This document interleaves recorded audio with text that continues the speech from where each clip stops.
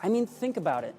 If the universe began to exist, there had to be something outside of the universe that started it. Scientifically, we know that before the universe was here, there was nothing that existed. That's right. No thing existed. Well, I mean, I feel like this is a bit short-sighted because I don't think that we know no thing existed. I think that we know that our universe didn't exist up until that point of the inflation of the universe. And so to suggest that scientifically we know nothing existed outside of our universe is really kind of making an assumption without any kind of evidence to suggest otherwise. Because with everything in the past being created naturally without the need of a supernatural creator, it stands to reason that our universe came about naturally with no need of a creator. And if this underlying fabric of reality, which governs our universe, exists just everywhere, like with the quantum fields and stuff like that, they exist everywhere. That's why like everywhere in the universe seems to be the center of the universe when you actually lay it out and you look at it. Everywhere seems to be the center of the universe, and that's because the entire universe inflated all at once, near instantaneously. I really disagree with the notion that scientifically we know that nothing exists outside of our universe. I don't think that we can actually know that. I don't think that we have any direct evidence that anything exists outside of this universe, but there's also nothing that restricts things outside of this universe from existing. So I feel like he's just making an assumption here that is not technically found in scientific and empirical evidence. That means no space, no time, no matter, no energy, pure nothingness. And guess what can be proven scientifically? A universe like we see today, full of time, space, matter, and energy, cannot come from nothing. Before we get into that, what he basically said is that nothing can come from nothing. But in reality, science doesn't say that the universe popped into existence from nothing like they would describe nothing. A scientific version of nothing is still something. So the fact that there is still something there when you remove everything from space, the fact that these two different definitions are being used interchangeably here with this guy, it seems, is kind of an equivocation fallacy here, because the scientific definition of nothing would still allow for the universe to be created. I know that he gets this from other apologists, more seasoned apologists, but it's just a fundamental misunderstanding of what the scientific theory surrounding the inflation of the universe actually says, and whether or not something can pop into existence out of nothing. He would classify nothing as just absolutely nothing. That's what he would describe nothing as. You could say that there's nothing in my hand, but there is something here in my hand. There's like air particles and all this other shit. There's a lot of things right here. It's not just nothing that exists right here in my hand. There's still shit right here. We just either can't see it or it's too light for me to really feel it or anything like that. So his just whole concept of nothing is a little fucked up. As the former atheist Dr. Francis Collins wrote, the Big Bang cries out for a divine explanation. It forces us to the conclusion that nature has a definite beginning.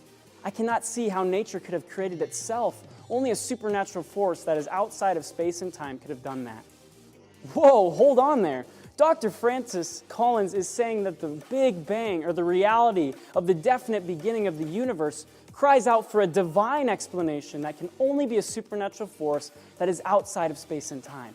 So I wonder if that's why Dr. Francis Collins is a former atheist. All right, so this is kind of using an argument from authority, because he's trying to establish this Dr. Francis Collins guy as an authority because he says that that's an amazing thing, and so therefore what he says is true or something like that. Or at least maybe that's not what he's technically meaning, but that's the feeling that I get from this guy. And I would highly advise against using quotes in that way. You know, citing where you got some kind of information from is one thing, but just using a direct quote and stating that as like being true in some kind of way, just inherently because he said it, I think is a little disingenuous. The doctor said the fact that the universe began to exist screams for a creator. The fact that he's jumping to that conclusion should really give you pause, because he's not explaining why it does that, which he may have in whatever work this guy cherry picked it from. You need to be able to support that logic logical leap. It's a logical leap unless you have evidence to suggest that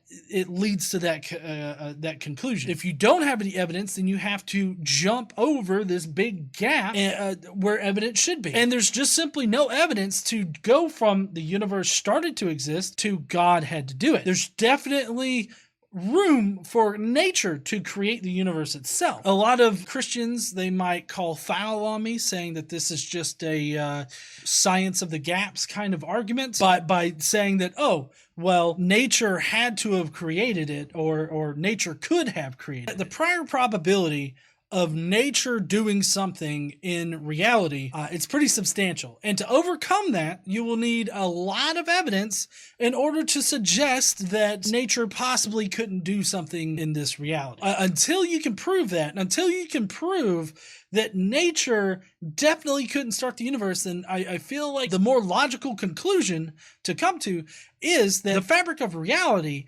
created our universe, and thus nature created our universe. Or it came about naturally. So you see now that the Big Bang has been proven both philosophically and scientifically without any reasonable doubt.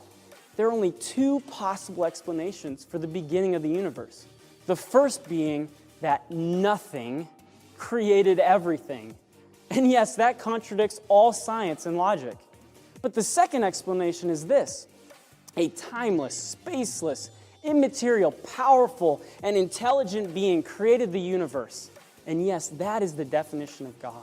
This guy right here is presenting a false dichotomy. He's saying either the universe was spontaneously generated out of nothing, or God created it. And I feel like presenting those two choices is not really the situation, because you've either got a natural start to the universe, or there's this supernatural start to the universe. The thing that he quoted before about how the universe possibly naturally came into existence isn't really an idea in science or anywhere outside of apologist circles. But nature being able to create this universe is definitely a possibility. And then, of course, religious people have brought in the possibility of a supernatural thing. So when trying to come to a conclusion on which one is more likely, because we don't have enough evidence to say definitely one way or another, but yet all of our evidence that we've considered thus far, which would include just every single natural process known to man, every natural event in the past, also the supernatural events in the past that turned out to be natural events, all of that evidence pointing towards a natural beginning to the universe. So it's actually quite illogical and irrational to think, oh, well, this one event in history had a supernatural beginning. That would be called special fucking pleading. And even though that may sound crazy to our finite brain, it definitely sounds fucking nuts to me. That does not contradict science or logic. Whoa.